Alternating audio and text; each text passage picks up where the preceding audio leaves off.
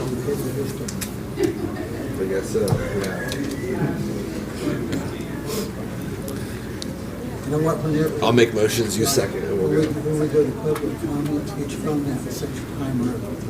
I'll do that. You're gonna read my time. Okay, I will. I figure you're not bashful. I said, I'm gonna 2 minutes is it. No, you're right, I'm not sure about that.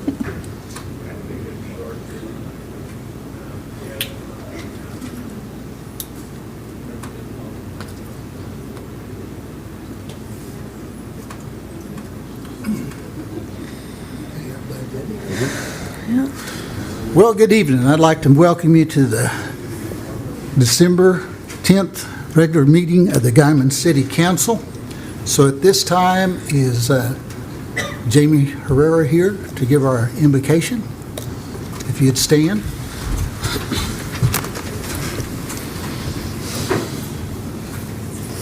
That's exactly. Is the green light on? Yes. You're busy. You can pull it around before you can get up your mouth. There, that's better. Oh, There you that's much go. better. There you Okay. All right, let's pray. Dear God, thank you for this day. Thank you for this evening. Thank you for all of the people who are here this evening and the families that they represent. We thank you for all of our city council and our city workers or employees. They all work so hard and they do it for all of us, for our citizens, and we're so thankful for them and just their willingness to serve their community and do their very best to make this the best community that it can be for all of us. Lord, I know there's some important things on the agenda tonight, and I know that there's going to be some maybe big feelings and people who are passionate about what they're here to discuss this evening, and so I pray that you just be at the center of that, and I just pray that everyone can be heard and understood, and that you will just be at the center of this meeting and that your will be done. And we pray all these things in Jesus' name, amen. Amen. Amen. Mr. Setzer, would you lead us in the pledge? I pledge allegiance to the flag of the United States of America and to the republic for which it stands, one nation, under God, indivisible, with liberty and justice for all.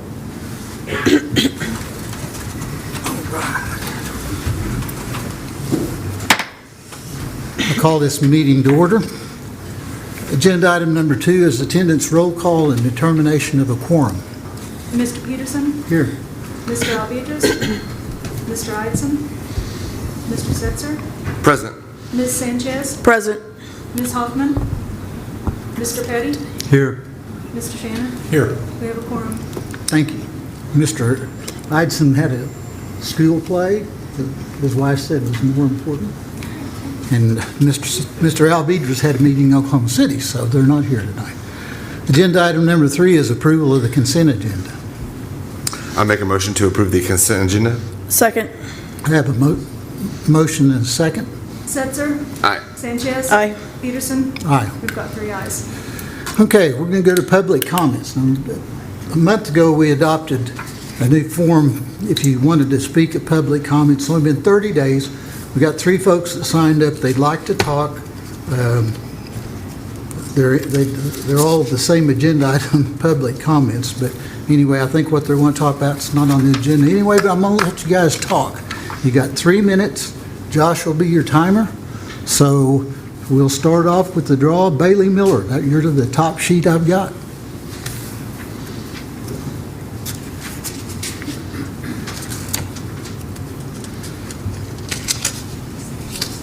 Okay, we can't do that. You can address us. Sorry, sir. Sorry, I'm a little nervous. That's all right. A lot of public speaking. I, of course, work for Hanson Novak Funeral Home. My family owns it. And I would like to bring up a discussion that Ms. Clevenger brought up at the last city council, that there were 3 cemeteries that she found that were not city-owned. I actually did the research, and one of them is actually in the city of Tulsa with the last known population of 669,000, and it is actually owned by a funeral home corporation of Butler, Stumpf, and Dyer.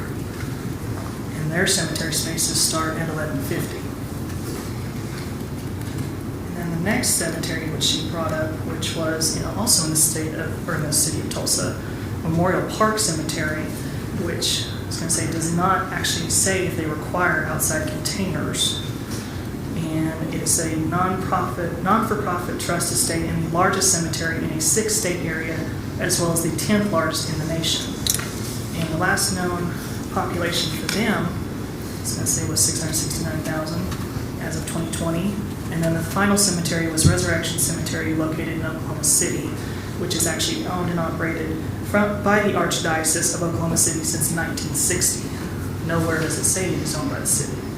And their last known population as of 2020 was 681,000. Our last known population as of 2020 was 12,965. I think the city can do whatever they please, but I would rather have more communication between Ms. Clevenger, and I actually have to commend Ursula. She has been very forthcoming. She has had a lot of communication. The last known email I ever received from Ms. Clevenger was on March 7th, the month after the tent and equipment was bought. And I actually have the screenshots from my email to prove that there's been nothing from her since. And I would like to commend Ursula for that. She's done phenomenal. That's all I have to say. Thank you. Thank you. Okay.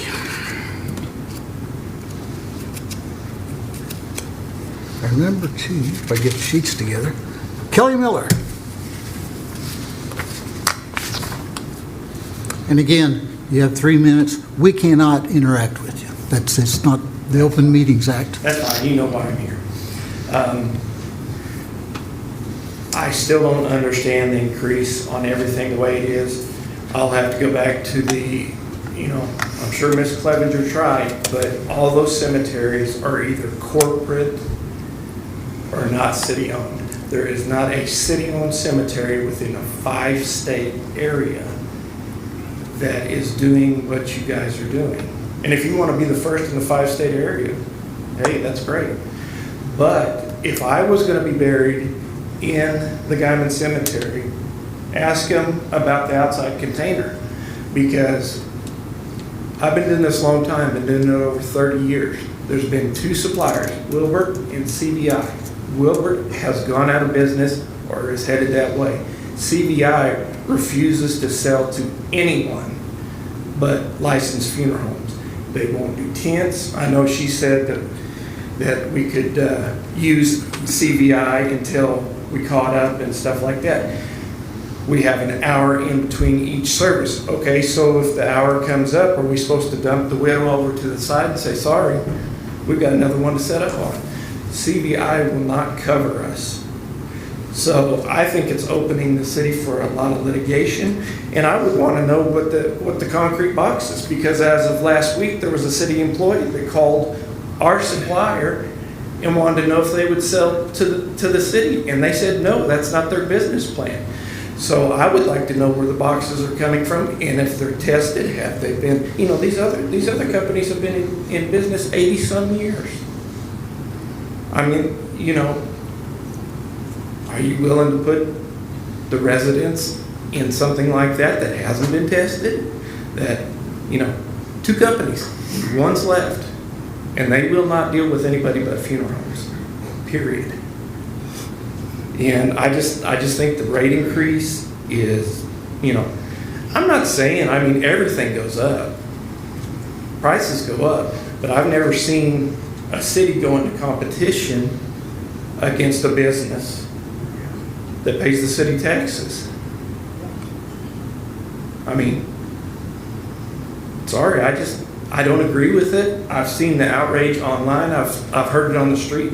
And if I was sitting on the council right now and I saw the outrage from the community, I'd say, maybe we better rethink this. Maybe we better go back and think about it some more.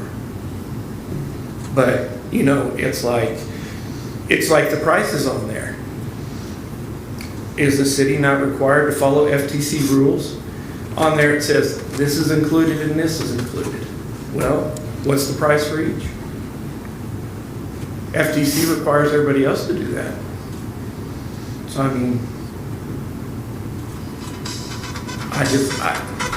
Time's up. All right, thank you, guys. Thank you. Thank you. Okay. Last but not least, Larry Watson.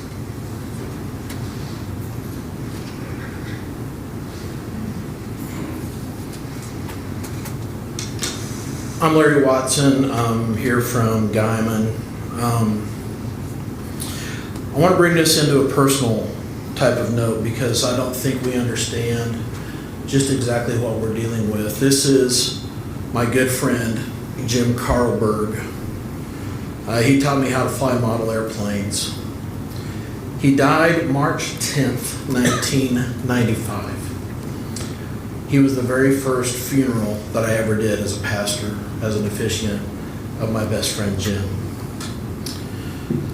We live in a world where when we think about the things that we're trying to accomplish here, what I see as a pastor and the time schedules and the things that I have seen online here in the last few moments about what this thing really is. You don't have to deal with it. You guys don't have to deal with it. You guys go to a funeral. You guys don't have to lead the funeral. You don't have to sit there and deal with the families. The last thing I want to try to have to do is tell a family, I'm sorry that your loved one passed, but now you're going to have to go to the funeral home, and then you're going to have to go to the city and pay a death utility tax. That's how this is going to work if they have to come in and write out a check over here to the city of Guymon and schedule things. Second of all, with the scheduling of 4 times during the day and only having 1 unit to let down for an hour, one of the things that I don't think we realize is that funerals right now have a tendency to be on Saturdays. There's a very important cultural reason for that. People are typically driving in, they will take a Friday off, they will take a Monday off. Last several funerals that I've done, even if they pass away on a Sunday, we will wait until Saturday to do the service because it's more convenient for everybody to maximize family from coming out during a time of loss. And what I see is that there's an increased charge now because of Saturday. And what we're doing is we're turning a service into a utility. And I would really like to encourage you guys to not just think about the dollars and cents. I understand that dollars have to be covered. But going into business as a vault provider is ill-advised. And I would like to really strongly encourage you guys to go back, reevaluate this, change the plan, communicate it well, visit with the pastors, visit with the funeral homes, make sure that you're not just making a dollar-cents decision.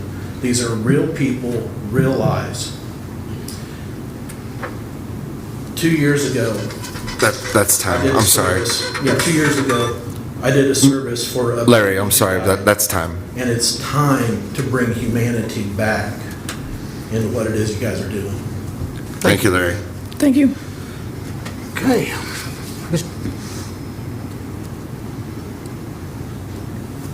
You know, again, open meetings doesn't allow us to engage without it being a part of an agenda. But at any time, anybody would like to talk about this or has a solution, or wants to work things out or whatever, I know our city manager and staff is always willing to sit down and visit. So, thank y'all. Okay, agenda item number 5, monthly report from Main Street Guymon. Good evening, Mayor, Council, Mr. Shannon. You should have received our October, November director's report. If you have any questions, I'd be happy to answer those. We did just complete Small Business Saturday, right after Thanksgiving. It was probably the most successful Small Business Saturday we've had. We had more receipts brought into the Main Street office than we ever have. I talked to several business owners that said they had a really good day. I think having nice weather helped. Giving away $500 in Main Street bucks probably helped a little bit as well. So we were pretty excited. Beth McKee won those Main Street bucks. We also just completed the Christmas open house down on Main Street this last Friday. I don't have numbers from Sheila yet, but there were a lot of people on Main Street. We added a lot of events this year. We partner with the art gallery for that event.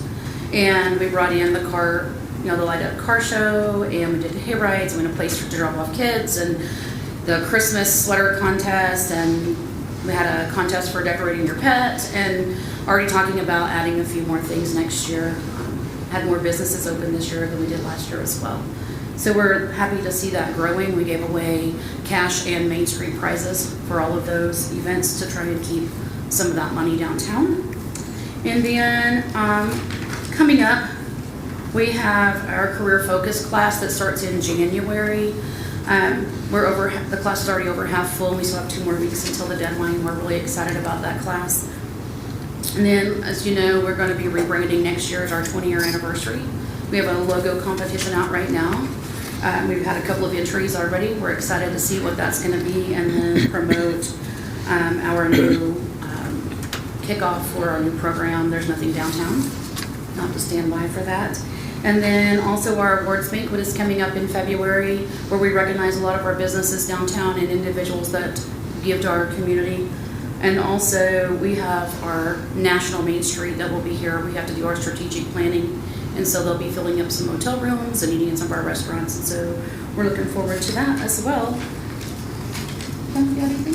I just want to echo some of the things that Ronnie brought to your attention, but we do have the national office coming to visit in February. And as council and as the city contributing to our overall budget, you are key stakeholders in that visit with national. And so we look forward to hearing from them about our transformation strategy. And then Ronnie and I are signed up to go to the national conference in April, which is always where really good ideas come back. The Be Your Own Boss workshop came from Malin attending that national conference. So with the state, we're required to attend every other year. For Ronnie last year, she was just in the position not very long, and it was like drinking from a fire hose, because you have to choose from all these conference sessions what might be most interesting. And so we're excited to go back with our direction, the strategic planning we've been doing at the board level to get refocused back on the 4 points. Our 4 committees are the organization, the design, the economic vitality, and the promotions. And so we're excited to have a renewed, refreshed vision with Main Street Guymon, and we're looking forward to this logo competition to bring us into 2024, 2025 actually, right? Yeah. All right, thank you, ladies. Any Thank you. questions? No, just a comment. Next month, or next time we see you, sorry. Can you be sure to get those numbers from Sheila so we can hear? Yeah, I asked her today, and she said she didn't have them yet. So it usually takes her about a week to 2 weeks to get them. Yeah, I know it takes a little bit of But time. I'll sure bring them with me. Thank you. All right. Thank you. Thank you. Thank you.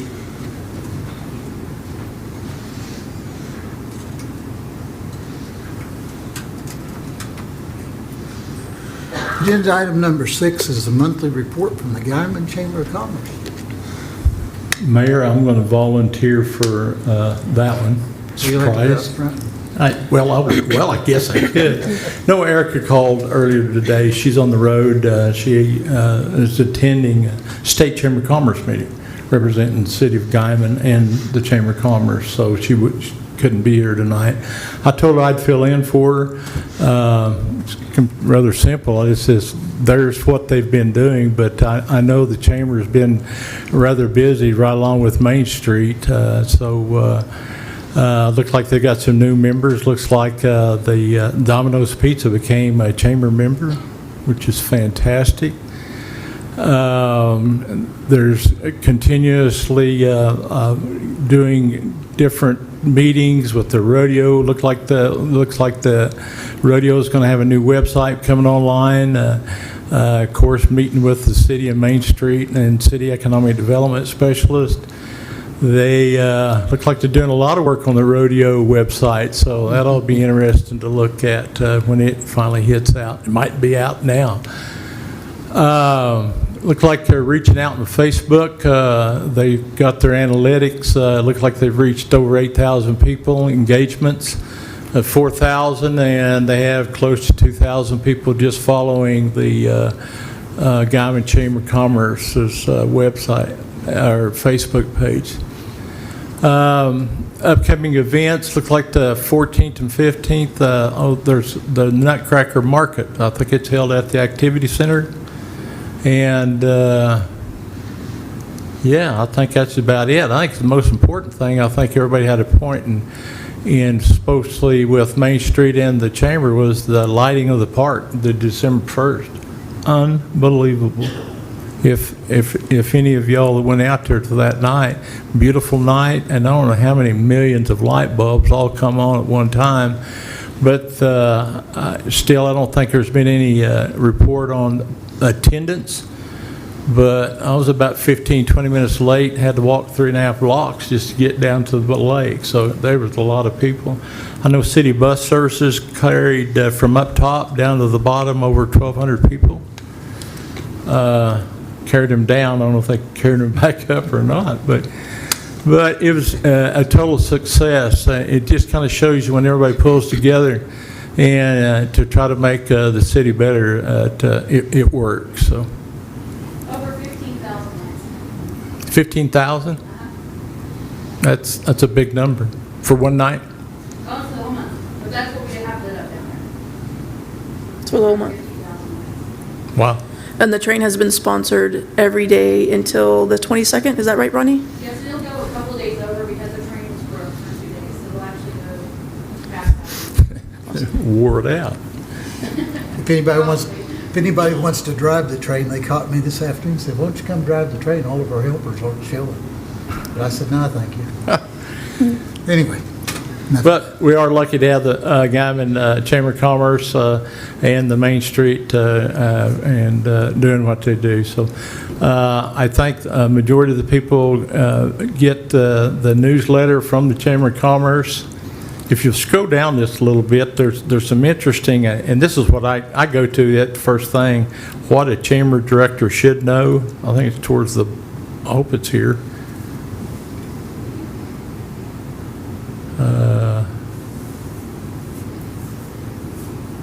Oh, there it is. Whoop.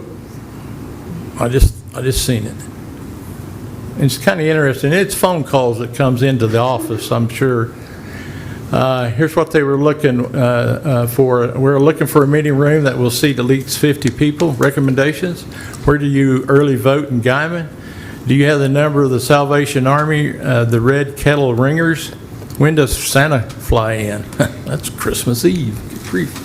And do you have community Thanksgiving dinner? Just some of the phone calls that she gets. Sometimes they're quite amusing. This is the first thing that Ronnie, you ought to start doing it. I'm sure you get just as many of those. Yeah. It's a chuckle or two. So anyway. Does that conclude your report? That concludes my chamber report. Okay. All right. I thought I'd ask. Agenda item number 7 is discussion and possible action to enter into a public hearing in order to take public input on the FY 2025 proposed budget. I think that's been available for purview. So does anybody have any public comments they'd like to make on the city's budget for next year? It's basically, I'll let you tell them, Mike. I'm going to go ahead and get up and make my way down to the podium. I feel better by talking to you instead of looking over here where I can see everybody, if you don't mind, Mayor. It'll be fine. All right. So we'll go forward. Does anybody have any input on a public hearing on the budget? Okay. With that, we'll move to agenda item number 8, which is a discussion of the proposed budget for fiscal year 2025. So I'm going to turn it over to our city manager, Mike Shannon, and he's got statements and he's going to enlighten us. And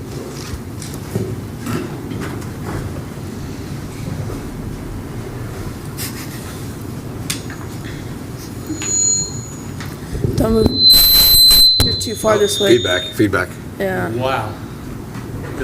Maybe that's how come this is sitting over here. Well, Can everybody hear me okay now?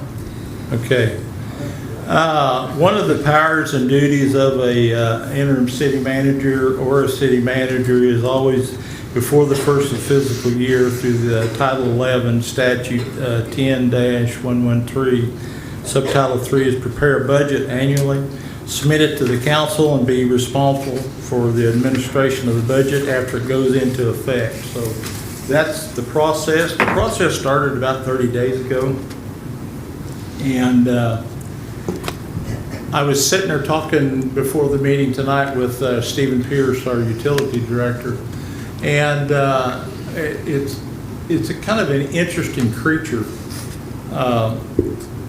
You put together a whole year's budget on money that you hope you collect. And let me just, that really got me to thinking, Steve. Thanks for stopping by and kind of rattling my chain about that, because for the last 60 days, 90 days, the financial director, Rhonda, and I, and all of our city department heads have been working towards trying to outguess the global, what's happening in the world today. So tonight, I'm just going to hit on the high spots. The budget itself is probably a little over 200 pages. I'm going to go kind of hit the high spots on that. The council, by statute, was supposed to have received the budget by December 1st. It was emailed out to them December 1st. I think the proposed budget, is it on our website? I apologize, I didn't even look to see if it was on the website. It is on the website? Okay.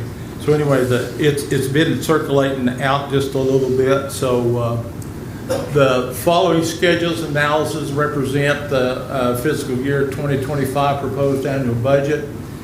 And we have some strategic goals which we developed over through January through December for 2025.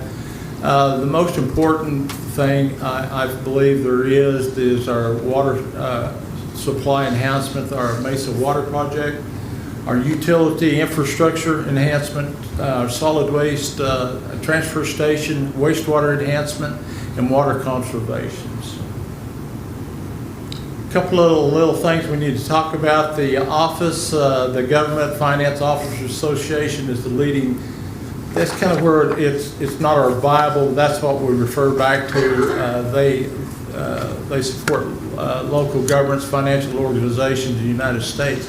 They recommend local governments maintain at least 2 months of unassigned or emergency use funds balance in their general fund for be able to weather out an unexpected storm situation, and so that they can maintain good financial health. Now, we just got through our audit, and keep in mind, government takes forever to do anything, so our audits is run about a year behind.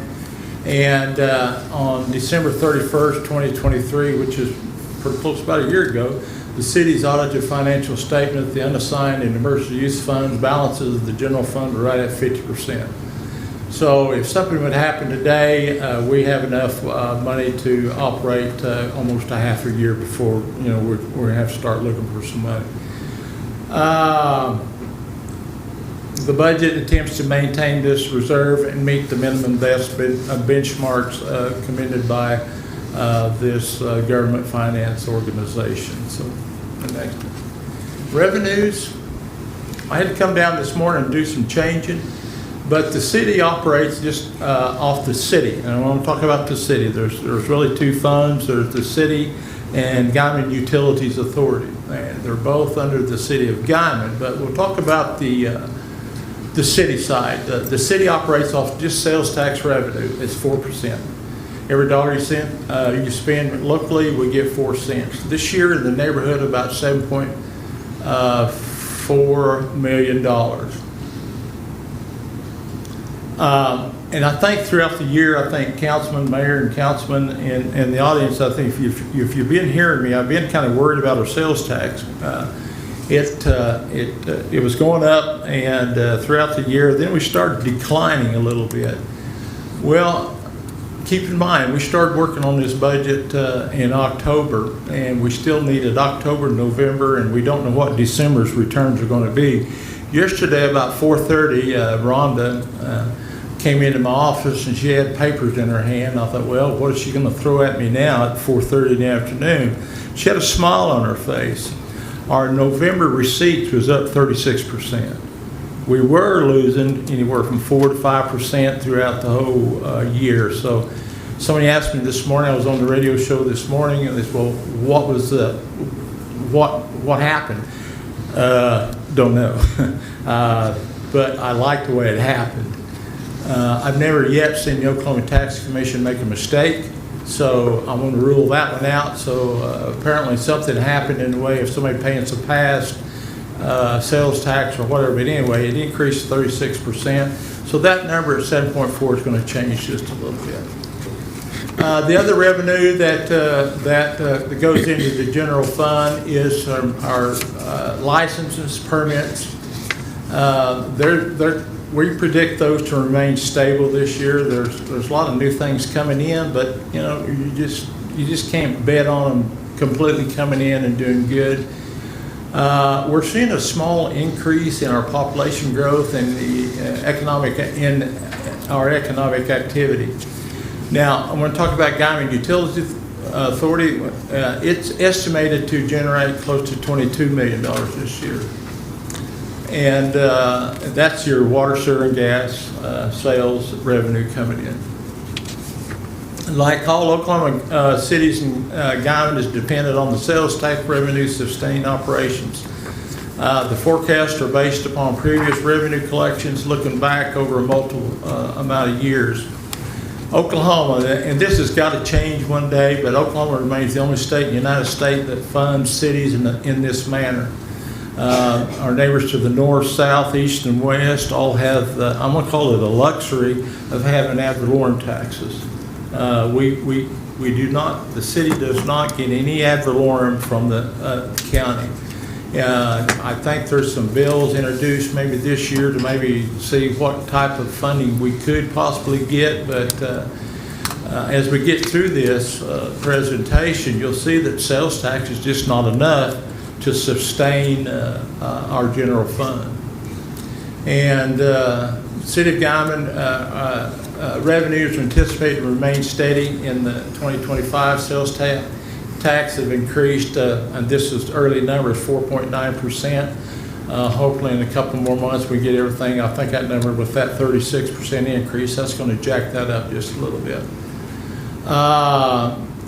Economic Development Grant, we got $1 million coming in. Our Economic Development Specialist, Sheila Martin, wrote a grant, and we're getting $1 million to rehabilitate our sewer lagoons. They needed work for about the last 15, 25 years. So finally, there's going to be approximately $5 million worth of interfund transfers. Now, I'm kind of a visual person. We're going to take some of our utility revenue, and we're going to have to transfer it over to the general fund. I know it's not very popular, but our utility rates here in about 2 months ago, we increased them, and there's a reason why. We're running out of money. And so you've seen a pretty healthy utility rate increase, and we'll get into kind of what it's going to be funding, but it's going to help out the general fund, and we transferred over to balance the general fund out about $5 million out of the Guymon Utilities Authority. Expenditures. Infrastructure is major. There's going to be a major portion of the budget will be allocated to the infrastructure projects, including the Mesa Water Project at an engineer's estimate of $35 million, and that'll be bringing more water into Guymon. As everybody's sitting in this room has been affected by the water shortages, and we're calling them shortages, but we just need more water. The rehabilitation of the wastewater treatment plant, and it was $9 million. That million will help on that $9 million part of that. Total anticipated expenditures for 2025 is $64 million. That is a lot of money. That is a lot of money for this town. I don't think Guymon has seen that type of expenditures in the history of Guymon. A lot of that's going to contribute to that, the water well field, but the good thing about that, the state of Oklahoma did a line item for $20 million and gave it to the city of Guymon to put towards the Mesa Water Well project. So that's going to help those figures quite a little bit. We still have to account that, but anticipated expenditures are well over $64 million. The financial health and sustainability reserve levels. The city maintains healthy reserve levels, ensuring financial stability and ability to respond to unforeseen expenses. Current reserves, and these are current numbers, are $21 million. That's what we have sitting in the bank. Budgetary challenges, the inflation and cost increases, rising costs for materials and construction pose challenges for the budget management. The city will closely monitor expenses and adjust plans as necessary to stay within the budget. There's always going to be funding gaps.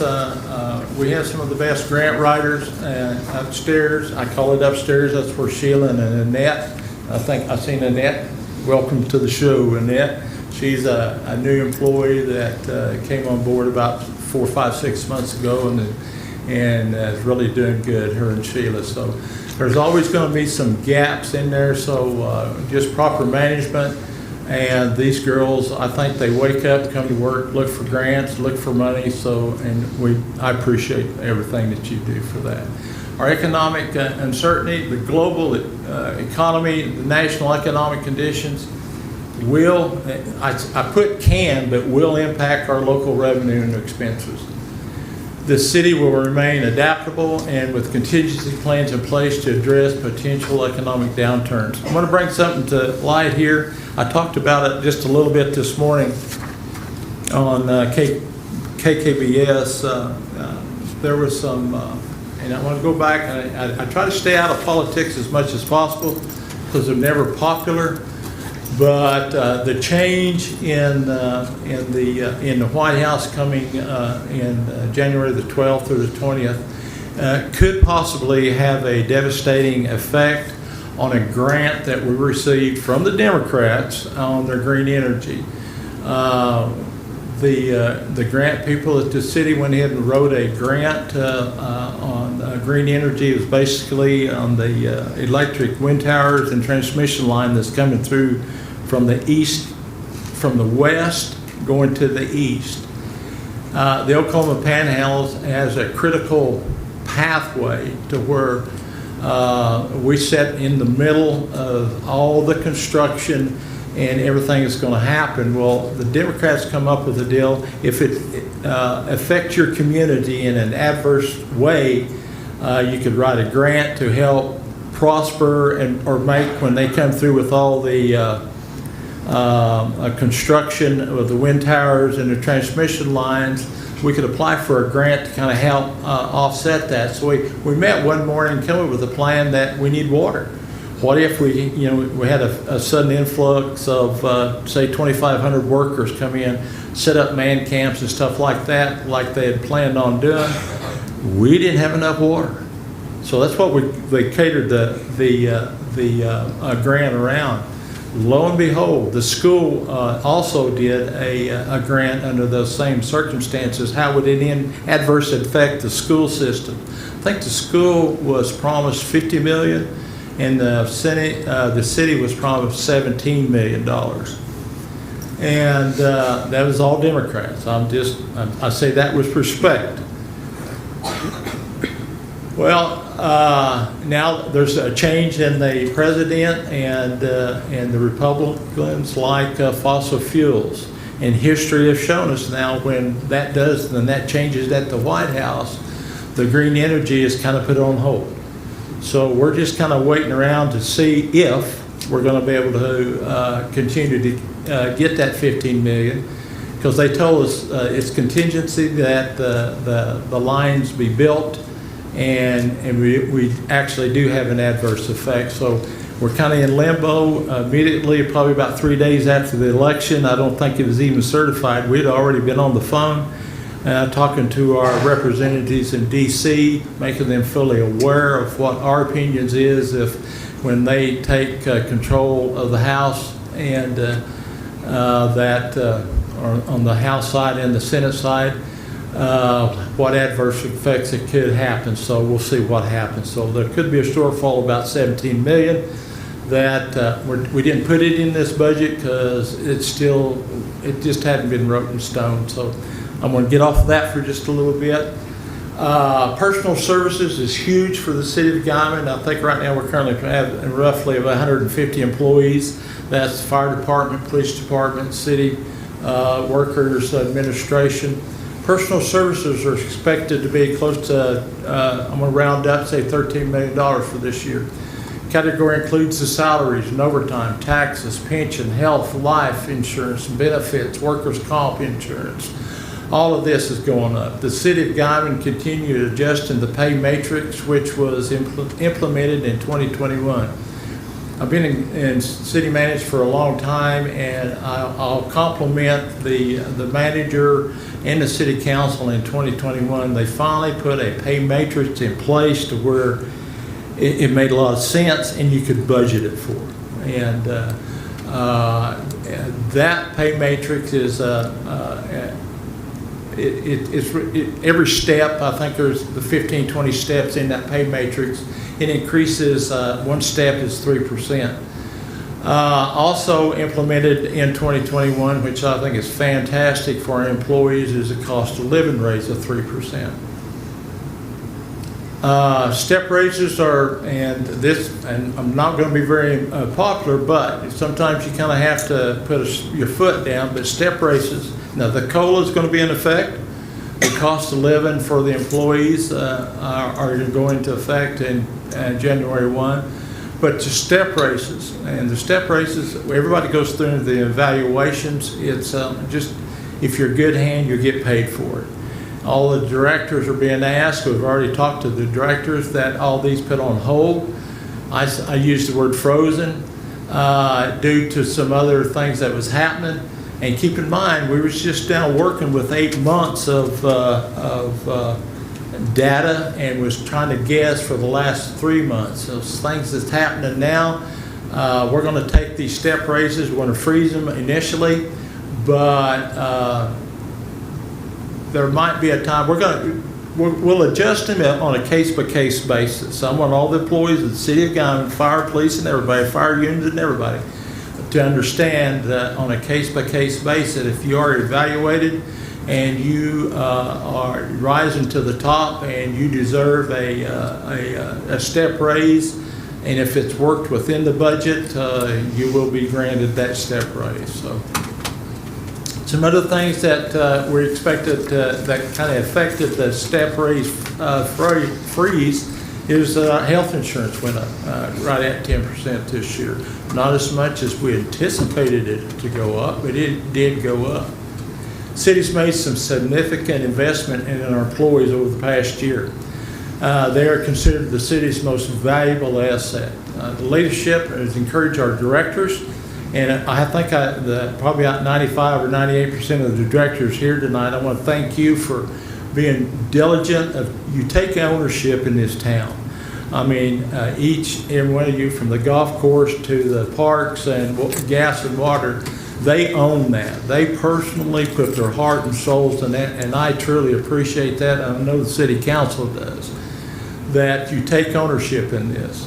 And this will have a direct impact on the moral leadership, to have a pipeline of talent. We have to keep these employees happy.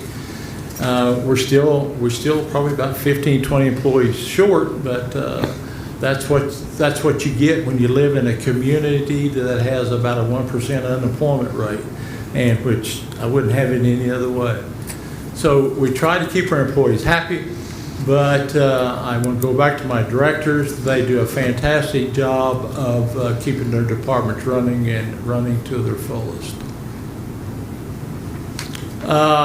Our materials and supplies is really in two categories. That's $12 million. I mean, that covers a lot of stuff. Liability insurance is getting to be unreal, as probably everybody in this room understands. Employee training. We're getting mandates from, especially from our gas system, water system, even our building trades and stuff. We have to send employees off and get them trained and keep them knowledgeable of the state statutes and everything that is coming from the state, from the feds, from the state, and they hand it down to us that we have to have all the travel and the training. Of course, they can't have trainings in Guymon. The closest training you have to go to is either Oklahoma City or Woodward. So there's a lot of fuel expenses and materials. We're living in an age right now, our water, sewer, and gas lines are ended life. Less than a week ago today, we had bricks shooting out of South Main Street for the railroad tracks, an 4-inch line. I kind of wish we had that. Maybe we shouldn't have brought that. Well, I guess you didn't bring that piece of pipe here. If you'd showed, no, I know that you pick up, and just leave it there. Nobody would drink the water tonight. It's worn. The pipes are wore out. So we're faced with that. They're at the end of life. I think down there, that was a 1927 model, I think, was when that line was put in. That's a few years old. So, but these are some of the items that are vital to the strategic goals and sustainability infrastructure. And our infrastructure is at a time now that it needs repaired. Now, capital outlay. The definition of capital outlay is capital expenditures or capital expense is the money of the city of Guymon needs to spend to buy, maintain, and improve its fixed assets. The most important thing is the fresh water for our city and wastewater treatment facility, streets, parks, and solid waste sanitation. I keep talking about solid waste. Somebody asked me today, what is solid waste? It's trash. Every time you throw your in the house, your household garbage, stuff like that. We are fortunate to a point that we export all of our solid waste, probably 60, 70, 80 tons a day. We export it to the great state of Kansas. So, but where we have to do that is called a transfer. We have to transfer the trash out of our trash trucks into a semi. We can send it over the road.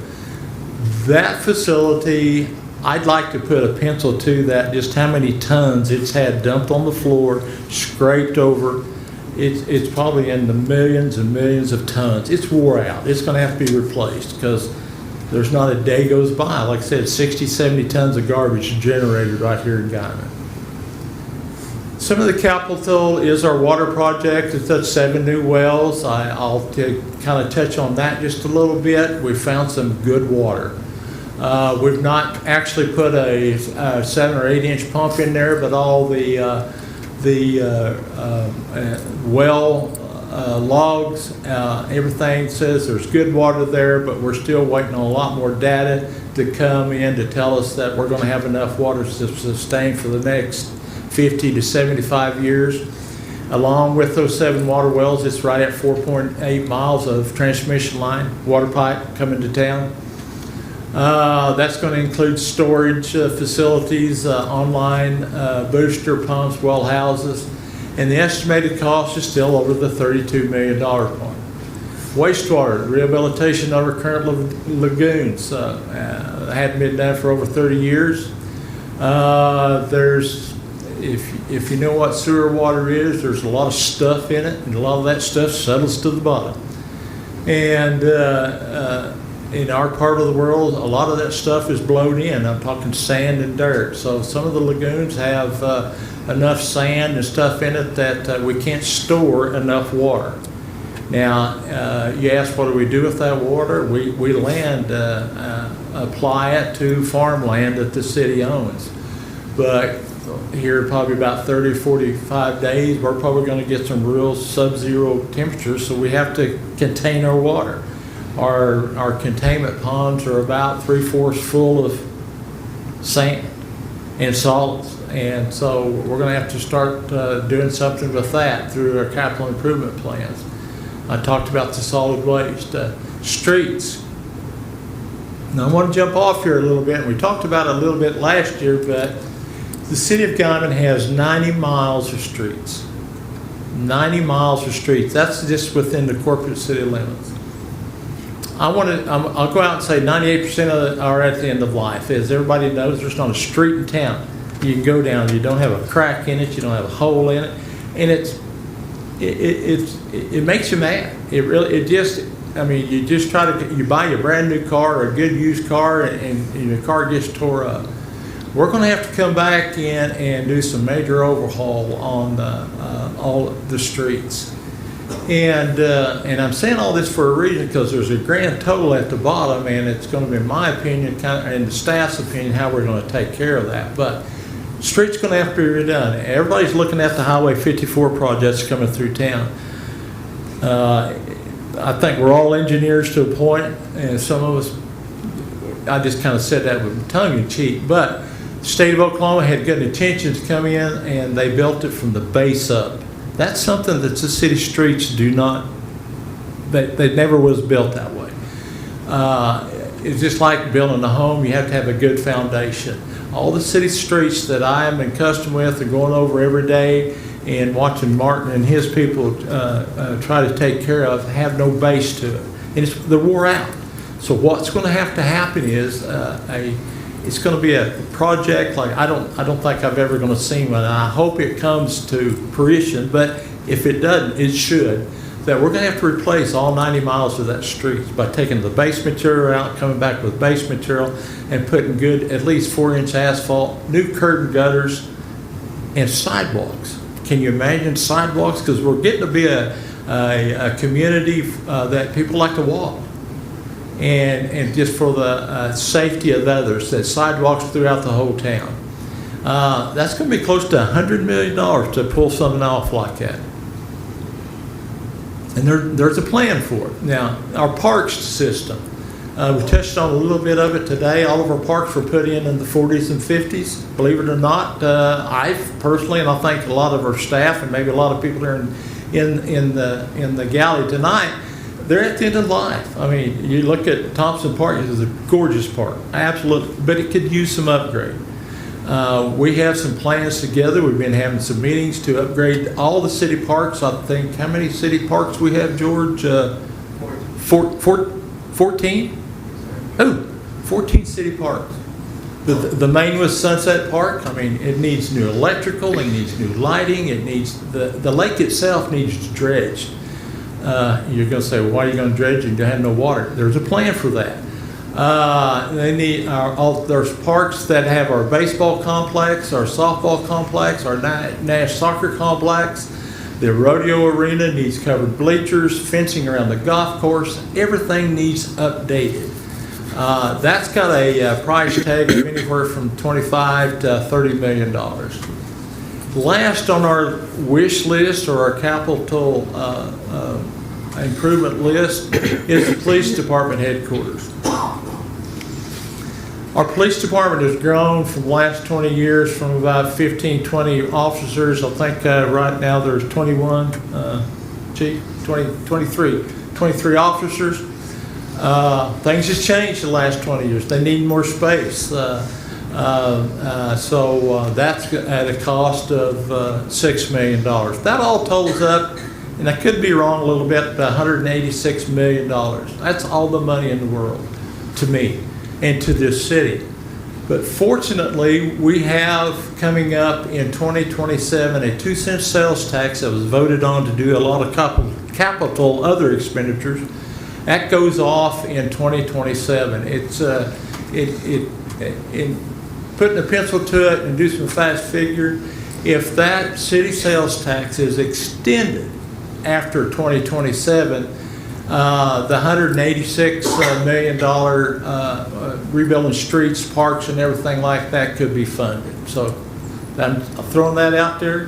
There's going to be a lot of planning going on. There's already been a lot of planning, but this is our wants and needs for the future for Guymon. And I think every one of those are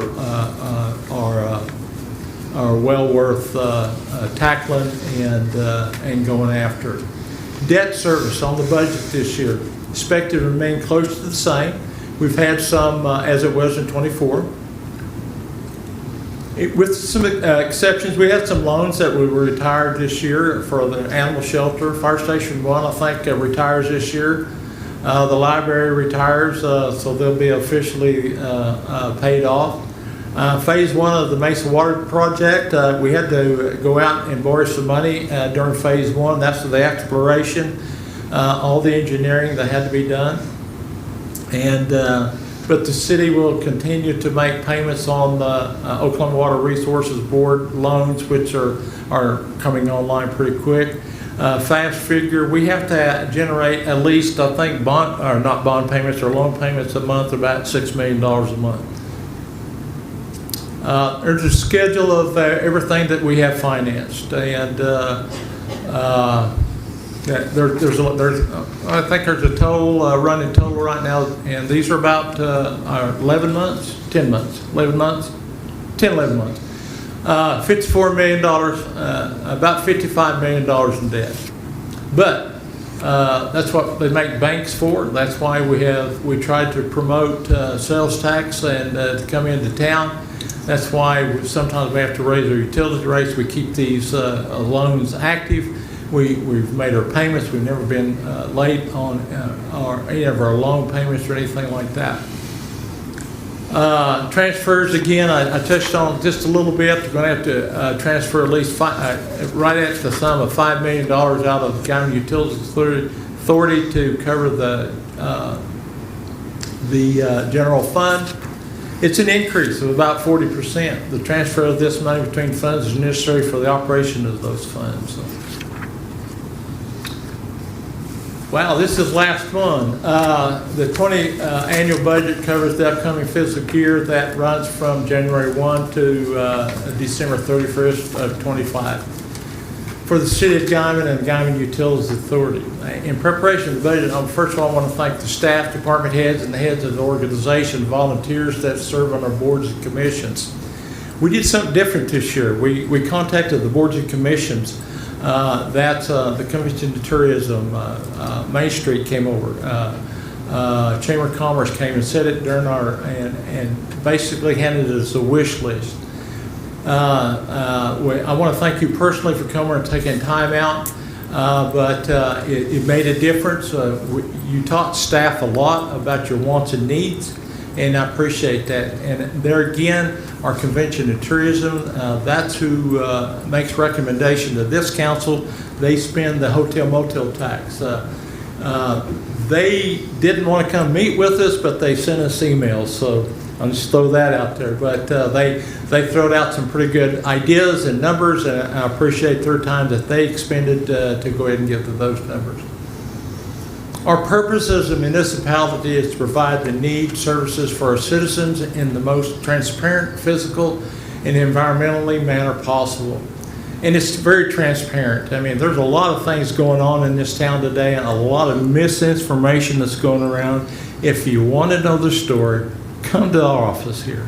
Come to my office. It's always open. If it's not, give me 15, 20 minutes. And I'll tell you everything that I know. I'll be as transparent as we can with you. And but please, we try to be transparent with everything. We have to be transparent. It's the law. As we prepare the budget, our primary goal is the most efficient use of your public funds.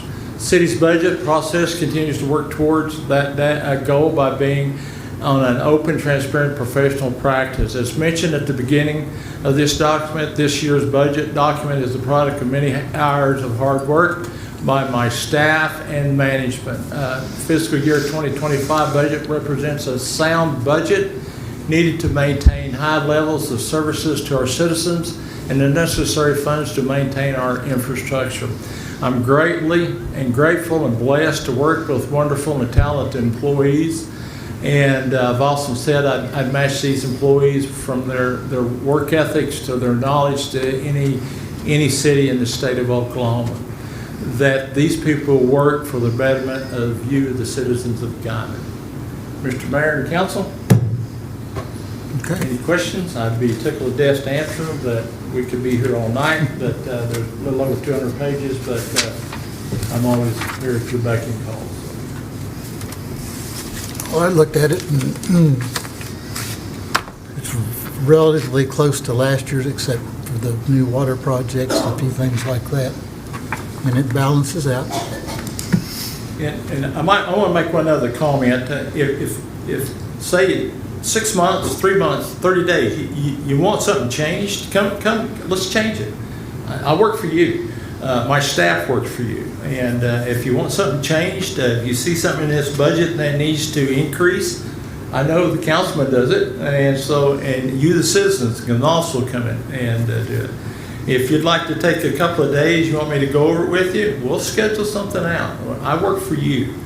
And so, but if you see something there you think needs cut, let's sit down and talk about it. If you see something that needs added to more money, let's sit down and visit about it. So I just opened that invitation. Sorry, I didn't mean to just butt in there, but I forgot to say that a little bit. Any comments, questions? Nope. Well, Thank you, Mr. Shannon. Thank you, sir. So we'll go to agenda item number 9, which is discussion and possible action to approve resolution number 24-10, a resolution of the City Council of the City of Guymon, Oklahoma, adopting the operating budget for the fiscal year beginning January 1st, 2025 and ending December 31st, 2025, and authorizing budget transfers. The resolution is attached. Do we have any discussion? I make a motion to approve resolution number 2410, a resolution of the City Council of the City of Guymon, Oklahoma, adopting the operating budget for the fiscal year beginning January 1st, 2025 and ending December 31st, 2025, and authorizing budget transfers. Second. I have a motion and a second. Setzer? Aye. Sanchez? Aye. Peterson? Aye. We have 3 ayes. Agenda item number 10 is discussion and possible action to approve resolution number 24-11, a resolution of the City Council of the City of Guymon, Oklahoma, establishing an investment policy for the City of Guymon. I think we have to do this every year. That just gives the treasurer the authority to invest our funds. I make a motion to approve resolution number 24-11, a resolution of the City Council of the City of Guymon, Oklahoma, establishing an investment policy for the City of Guymon. Second. Have a motion and a second. Setzer? Aye. Sanchez? Aye. Peterson? Aye. We have 3 ayes. Agenda item number 11 is a discussion and possible action to approve resolution number 24-12, adopting a revised fee schedule effective January 1, 2025. And again, this is an annual event with our budget. Right? That is correct. Every year, we have to compile everything that the city charges for, everything from water fees, water tap fees, water set fees, garbage. There it is. We have to codify those, and we do that under one resolution, and there before you is everything that the City of Guymon charges for. Are we closer to what we need to be? Are there still a couple areas that we need to still work on with fee-wise, like fee schedules? Well, there's always something you can work on. If, there again, and I know the public, there's some in the public there, and we heard some good comments there prior to. If we need to change the rules, come into the city manager's office, let's start a plan changing the rules.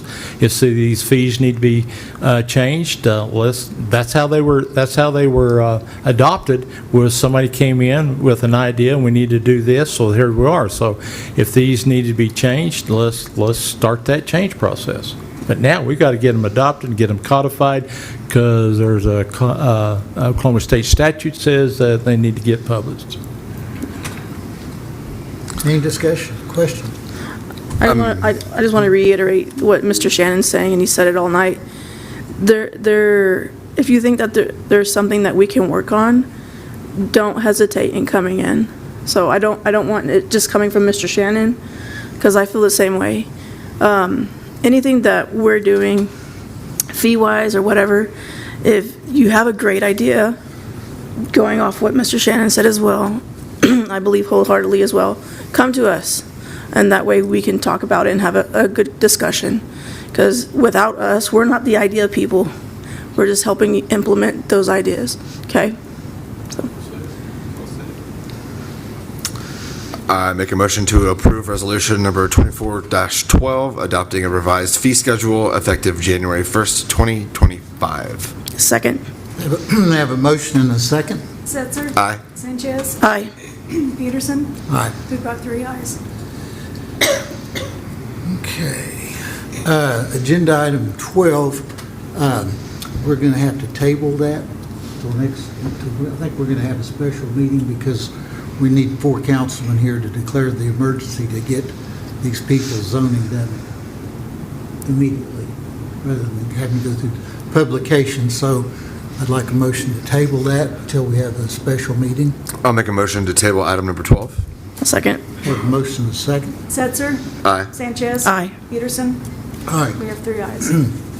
Agenda item number 13 is something we do every year, but anyway, it's a discussion of possible action to approve ordinance number 899, an ordinance amending the employee retirement system, defined benefit plan for the City of Guymon and the Guymon Utility Authority of Oklahoma by adopting a revised and restated retirement plan, providing retirement benefits for eligible employees of the City of Guymon and the Guymon Utility Authority of Oklahoma, providing for purpose and organization, providing for definitions, providing for eligibility and participation, providing for non-alienation of benefits, providing for employer and employee contributions, providing for accounting, allocation, and valuation, providing benefits, providing for required notice, providing for amendments and termination, providing for transfer to and from other plans, creating a retirement committee, and providing for powers, duties, and rights of the retirement committee, providing for payment of certain obligations, providing for duration and payment of expenses, providing for effective dates, providing for vesting schedules, providing for a fund to finance the system to be pooled with other incorporated cities, towns, and their agencies and instrumentalities for purpose of administration, management, and investment as part of the Oklahoma Municipal Retirement Fund, providing for payment of all contributions under the system to the Oklahoma Municipal Retirement Fund for management and investment, providing for repealer and severability, adopting those amendments mandated by the Internal Revenue Code, and this is also one we're going to have to declare an emergency, so we're going to table it too. Yes, sir. till the same meeting. But I wanted to get out there that it's there to take care of our employees in their retirement years. So I'd like to have a motion to table. I'll motion to table. Second that. Have a motion and a second. Sanchez? Aye. Setzer? Aye. Peterson? Aye. We've got 3 ayes. Agenda item number 14 is a discussion and possible action to authorize the mayor to execute a contract between the City of Guymon, GUA, and Gates Utilities for the waterline relocation project for the North Park School Addition. The contract is attached. And we didn't get the contract done last time when the school approved doing this. So is there any discussion, questions, motion? I need to say something, and if I say this again, we've not got the documents that was promised by Park Hill to be here tonight. I mean, the bids have been received, they've been gone over, but the contract needs to have some language, correct? It's the performance Yeah, performance bonds. They've not reached our office right now. So we need to table this. You can either table that, or Mr. Petty, if we could approve that, contingent that they come in and they're approved, just whatever the best practice is. I think go ahead and table it. Well done, thank you. Okay, so like a motion to table agenda item number 14. Yeah, I'll make a motion to table item number 14. Second. Have a motion and a second. Setzer? Aye. Sanchez? Aye. Peterson? Aye. We've got 3 ayes. Agenda item number 15. Wait, We can't do that? The Same same. It would be the Table number same 15, documents please. are needed by Park Hill and Make a motion to table item number 15. A second. Have a motion and a second. Setzer? Aye. Sanchez? Aye. Peterson? Aye. We've got 3 ayes. All right. Agenda item number 16 is discussion and possible action to approve the escrow contract for the sale of real property, also known as the Elks Lodge Building. A little back info on this deal. I think it came to our light the 1st of June that the Elks were interested in selling their lodge. They'd been approached by some other folks. We kind of stayed in contact with them, but really weren't moving or nothing was happening. And the Elks approached the city and said, we would like to work a deal to sell you the building because it's a good addition to the golf course. We had, I'm not going to steal anybody's thunder, but we had a local group that are, well, I'm trying to think the word I want to use. Anyway, it's a foundation stepped up and said, you know, that would make a good deal for the golf addition to the golf course, and also that's been a public park ever since it's been developed. We think it needs to stay that way, so they have ponied up the cash to buy this building. So it's pretty well a done deal, or can be. Any discussion, motion, anything? I make a motion to approve escrow contract for sale of real property, also known as the Elks Lodge Building. A second. Have a motion and a second. Setzer? Aye. Sanchez? Aye. Peterson? Aye. We've got 3 ayes. Agenda item number 17 is discussion and possible action to approve equipment sharing agreement between the Guymon Fire Department, Memorial Hospital of Texas County, and the Texas County, Oklahoma for ventilators we use in our ambulances. Anything else, Chief? Do you want to? Let's Okay, let, we have the, Spencer. let's let the Assistant Chief come up and enlighten us. So, as you know, we've recently added some service district space to our ambulance response area. Along with that, we've also added a couple of ambulances, and we were looking for ways to help equip these ambulances. We've been working with the county on that, but also the hospital has had a couple of ventilators that are the same ones that we use on our ambulances, and they've been sitting in boxes since 2020. So the thought was, if we could get these out, get them used, they would be of more benefit to the community. The way this agreement is set up, it would actually allow us, in total in Texas County, there are 9 ventilators of this model. 6 of them are currently owned by the hospital. 2 of them were purchased by the county for use by the fire department, and 1 of them was purchased by the city. This would allow us to exchange all 9 of these ventilators and use them wherever they were needed. If all 9 were needed at the hospital, that would probably be a bad day, but we would provide them with all 9 ventilators and probably a couple ambulances to help transport patients wherever they needed to go. But this agreement will allow us to freely share those ventilators. Separate to the agreement, but kind of related to it, the county has agreed to purchase a service contract for all 9 ventilators for the next 5 years, which these ventilators, some of them are from 2020, so that is pretty much the life expectancy of these ventilators. And the county has already purchased that, so there would be very little as far as liability from the city side for taking care of the ventilators. It would just be coordinating to make sure if something did happen to one of them, that we got it fixed right away. Sounds good. Any questions? Thank you. Thank you. I'll make a motion to approve the equipment sharing agreement between between the Guymon Fire Department, Memorial Hospital of Texas County, and Texas County, Oklahoma for ventilators. Second. Have a motion and a second. Setzer? Aye. Sanchez? Aye. Peterson? Aye. We've got 3 ayes.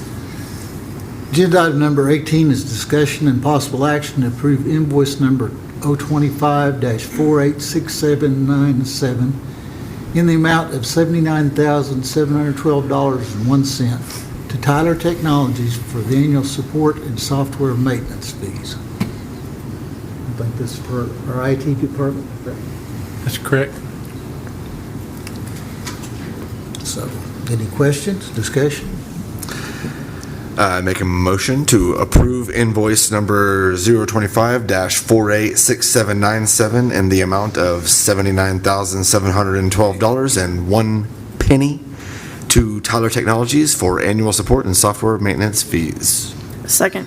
We have a motion and a second. Censor. Aye. Sanchez. Aye. Peterson. Aye. We've got 3 ayes. Agenda item number 19 is discussion and possible action to approve going out for bid for weeds and trash abatement contract for the fiscal year 2025. Staff reports attached. We have somebody from, come up, Chad. Normally I would have to redo this, but this is something that we started last year. It kind of helped to expedite some of the timeframes when we were trying to abate projects or something like that. It just, we assign a contractor for the full year, so it doesn't, we don't have to go up for bids for every single abatement we do. We already have a contractor somewhat lined up. Okay. Did that work out pretty well this year? No, it worked out really great. Like I say, it cuts about 2 months down off of the time for us trying to get in to clean up the property or clean up a nuisance area that needs attention. So it really helped us out, and it also helps out with, just being able to continue on some of these jobs. Sounds good. Yeah, it expedited that process. Oh, yeah, because normally it take them to 5 months. Now we still have to bring it to you guys and have your approval and stuff, but still, it went from 5 months to about 2 months. Good deal. Okay, awesome, thank you.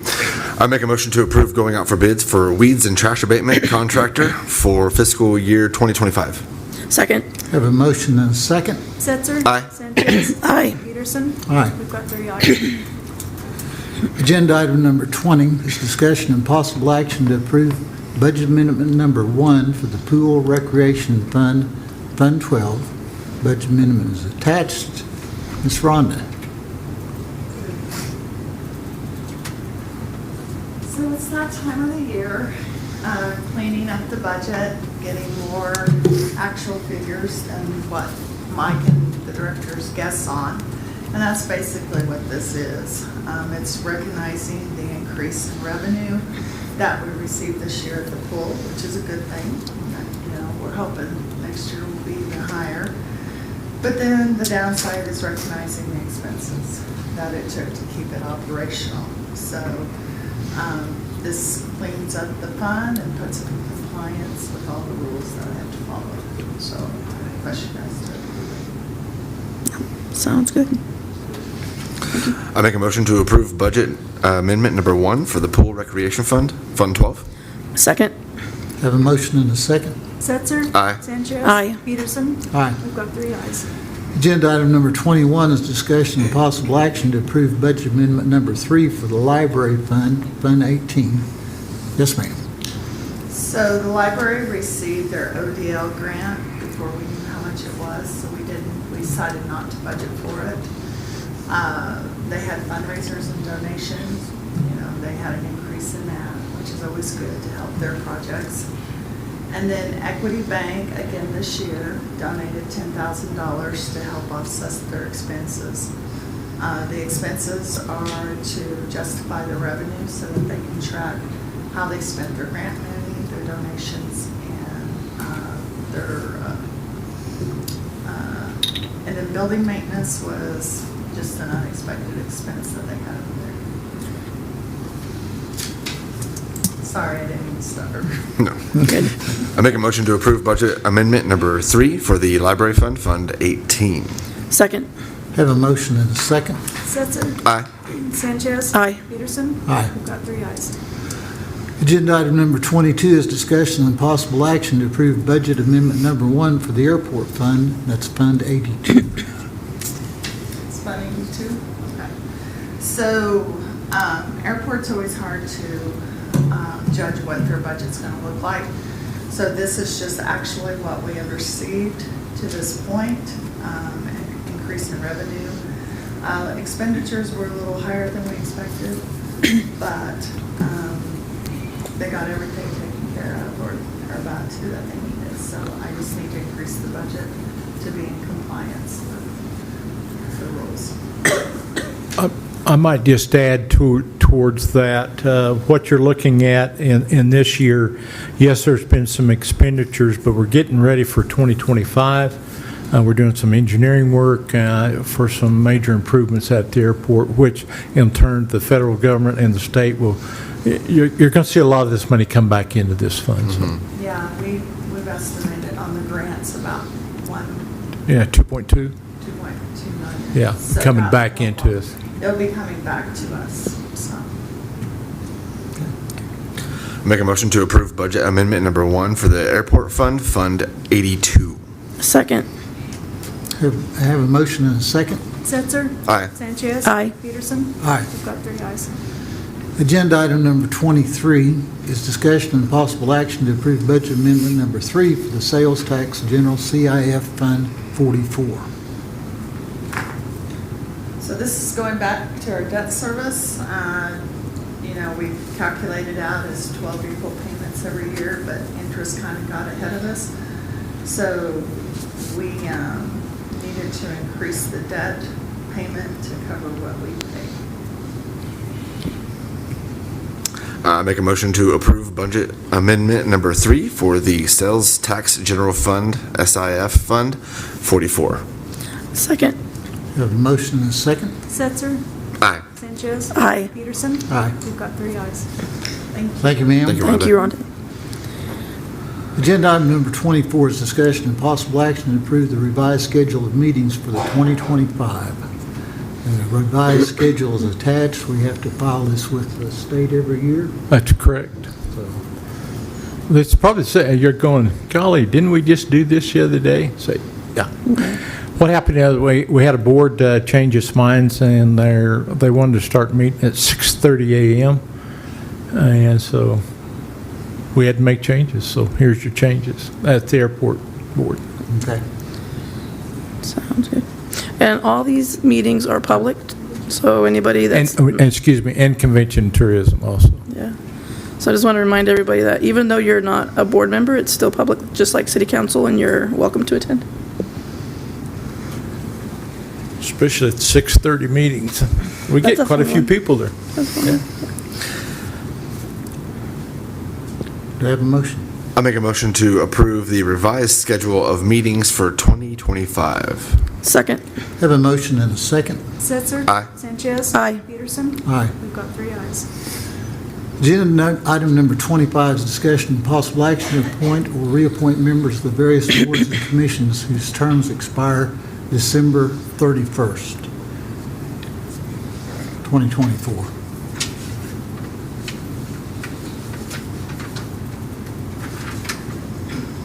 And we've got a few names that are listed next to the open slots. On those, we still have a couple of open slots that are available. What would be your favor? There's a couple of extra people on a couple of other boards. I don't know, can we move them around like we did last year? Well, we could, would we have the one on the Parks Board? Yeah, and then 2 on Convention and Tourism. Are any of these people here tonight, by chance? Oh, Ronnie is here, yeah. I know Ronnie. Well, can I ask Ronnie to come up and tell me? You applied for Convention and Tourism. That's correct. Would you prefer to stay on Convention and I Tourism? do. Okay. I feel like with the Main Street program, knowing what events are coming to our community or getting involved in our community would also be good for our downtown stores to let them know what's coming, they can prepare and maybe coordinate with some of those to help draw business. Sounds good. And the other lady back in the back?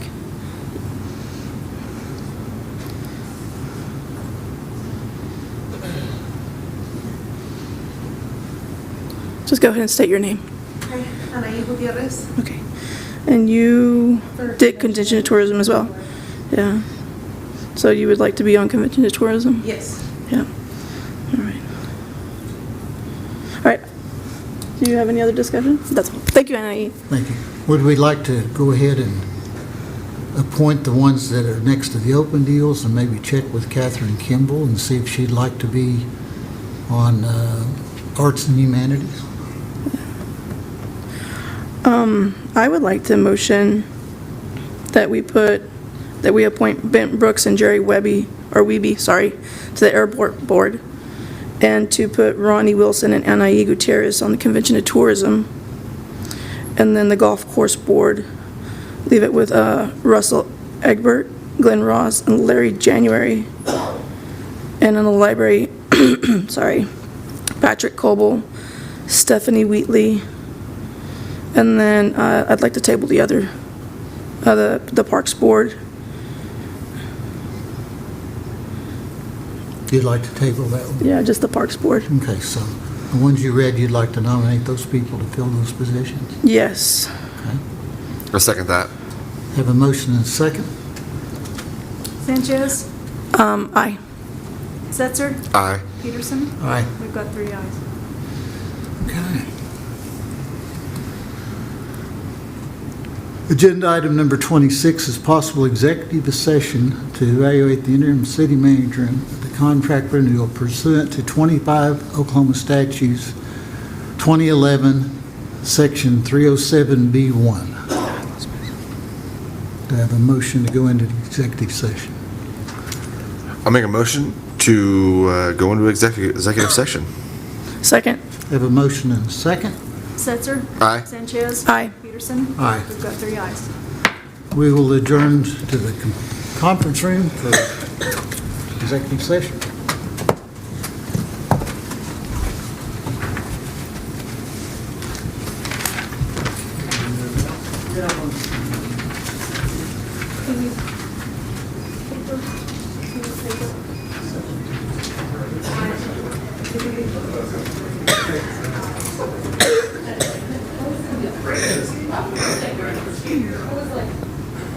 Brandon.